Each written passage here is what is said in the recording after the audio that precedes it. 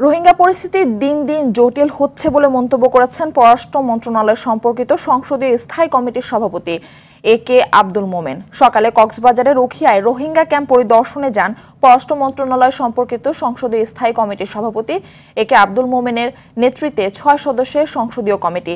এ সময় আব্দুল মোমেন আরও বলেন, রোহিঙ্গা পরিস্থিতি থেকে উত্তরণের উপায় খুঁজে বের করতে সরেজমিনে এ পরিদর্শন।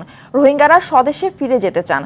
সংসদীয় কমিটি সরকারের কাছে এ বিষয়ে সুপারিশ করবে বলেও জানান তিনি। এর আগে রোহিঙ্গা ক্যাম্পে বিশ্ব খাদ্য সংস্থার একটি ভাউচার আউটলেট লার্নিং সেন্টার পরিদর্শন শেষে রোহিঙ্গা নেতাদের সঙ্গে মতবিনিময় সভা হয়। পরে প্রতিনিধি দল ঘুমধুম ট্রানজিট ক্যাম্প পরিদর্শন করেন। বিকেলে শরণার্থী ত্রাণ ও প্রত্যাবাসন কমিশনার কার্যালয়ে পররাষ্ট্রমন্ত্রী ডক্টর হাসান মাহমুদ অংশগ্রহণে বৈঠক শুরু হয়। এবং এই কমপ্লেক্স সিচুয়েশন থেকে আমরা কি ধরনের উত্তরণ করতে পারি। আমাদের স্ট্যান্ডিং কমিটির দায়িত্ব হচ্ছে watchdog of the foreign ministry. আমরা ফরেন মিনিস্ট্রি এবং সরকারকে সুপারিশ করবো যে এই করলে বোধহয় ভালো। তা আমাদের বড় ফোকাস হচ্ছে এবারে এই রোহিঙ্গা।